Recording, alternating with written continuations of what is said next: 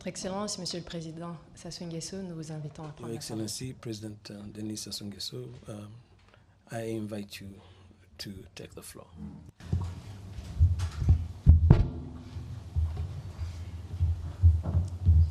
Excellence, Monsieur. Your Excellency, Mr. President Paul Kagame, my dear brother, Monsieur le ministre, honorable Mesdames, ministers, Messieurs les ladies and ministres, gentlemen, ministers, chers frères, chers amis, dear brothers, dear friends, je dois d'abord I would like to first of all thank my brother, President Paul Kagame, for l'invitation the invitation nous a adressée extended to us for a state visit ici au Rwanda, here in Rwanda, following de ce qui a effectué dans notre pays. his state visit in our country.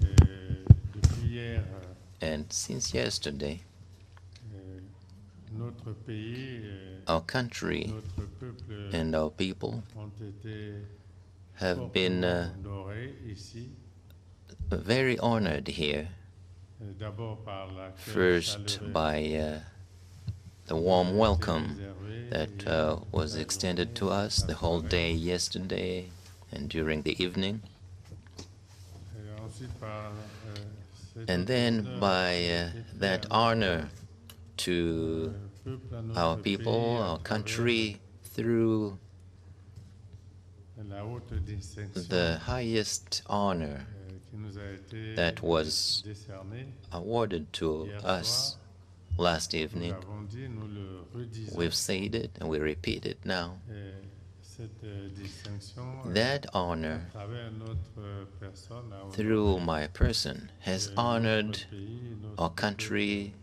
and our people, encore redire merci and I ce matin. want to say thank you again today. Et And je l'ai dit hier au I said it Parlement, yesterday at the Parliament aussi, and lors also du toast. during the banquet. Et j'ai dit que I said that le président Paul Kagame President Paul Kagame effectivement marqué l'histoire indeed de has son pays, l'histoire marked the history of his country and the history of the world as well, puisque because après la tragédie after the qui a été tragedy connue dans ce pays that your en country has known in 1994, il a pu he was replacer able to ce pays, ce uh, peuple rebuild this country and its people le plus élevé and took it to sa cohésion, a high level in terms of internal au cohesion, niveau le plus élevé de la at the highest capacité level de reconstruire, of the capacity of rebuilding the au nation, niveau le plus élevé de the la relation highest level avec in terms les of autres relations with et du monde. other peoples of Africa and the world. Placer ce pays And he put this à un country niveau de notoriété at a level of est admirable. popularity which is admirable. C'est ce qui And permet this is what au Rwanda et au allows Rwanda and the Congo relancer to la coopération. rebuild and boost their relations, Elle venait de parler. as the minister has just explained. En ce qui me concerne, je pense And as que far as I'm concerned, I think, like I've said this to President Paul Kagame as well, nous devons we must rester très regardants remain et obtenir que vigilant nos collaborateurs and ensure that all of our collaborators at all levels work as hard as possible to move towards concrete and tangible results. Cooperation cannot remain a ritual from joint commission to joint commission, from signing accords and to other accords, and then to let those accords collect dust in ministry building shelves. We need results. I also would like to say that the President Kagame, his people and his government played an active role in efforts to re-establish peace and security in Africa through the African Union, sub-regional communities in Central Africa, in East Africa, and sometimes directly through bilateral relations with states. I must say that in 2006, 2007, when I was president of the African Union, and there was a major security challenge in Darfur, we called upon African heads of states to send troops to Darfur under the United Nations. And it's thousands of Rwandan soldiers that we received in the Darfur. Second example, I was a mediator in the Central African Republic crisis. And on that occasion, we saw in Central Africa Rwandan troops coming. There were also Congolese troops, Burundian troops, and from other states under the United Nations. But beyond that, in the Central African Republic, there was bilateral agreements between the Central African Republic of Rwanda that saw Rwanda sending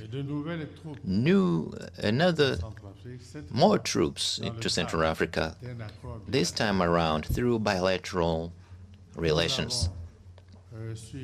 We've been following the difficult situation in Mozambique. It's no longer it's not longer Central Africa. It's not the East African Community. No, it's now SADC. And I think those troops are still out there. They're still down there. So Rwandan troops went to the rescue of the government and the people of Mozambique to try and restore peace and security in Mozambique. And I think their results are there for everyone to see. So we were talking about the IFCFA, CFTA. Now, that agreement has been bearing fruits, and it will do more when there is more peace in Africa, with free movement of people and goods. The AFCFTA can only work. AFCFTA can only work in Africa when we bring products and they go through borders and people being able to take them to another country. If we did not have that agreement, then people cannot easily move around and exchange goods. How can we develop commerce on our continent? So we already have free movement of people and goods. And for this free movement to be possible, there has to be infrastructure, communications infrastructure. The goods cannot be moved around without roads, railroads, without ferries. It's not possible. Then you also have telecommunications. This is an important weapons. So everyone can buy their own goods in a different country, being in their own living room. If we don't have such infrastructure in Africa, I think, unfortunately, we don't have those infrastructure in Africa. There's also the will to make sure that there is peace in Africa and the commitment to ensure that we have free movement of people from one country to another. And yesterday I reiterated this during my speech. So right here in Kigali,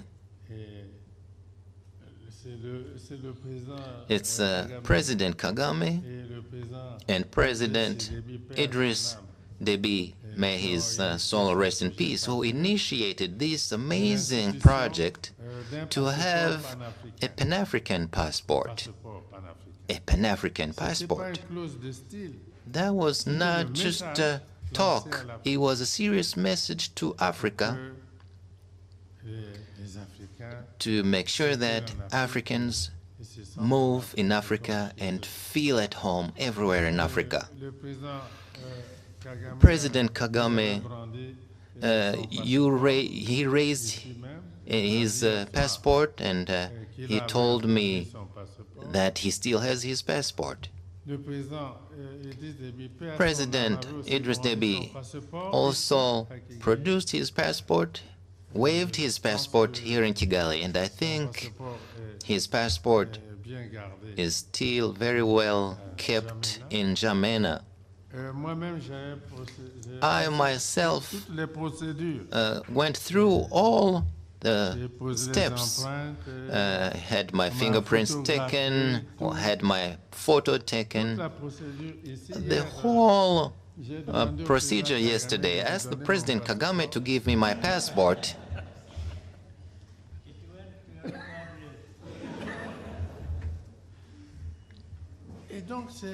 So that's what I'm talking about. Africa, well, I think that you have to go step by step. The first step was to, it's up to us. That's why we're here today. Cooperation between Rwanda and the Congo. So we need to take that step, and that has to become an example. I think that all of our collaborators will help us to attain that goal.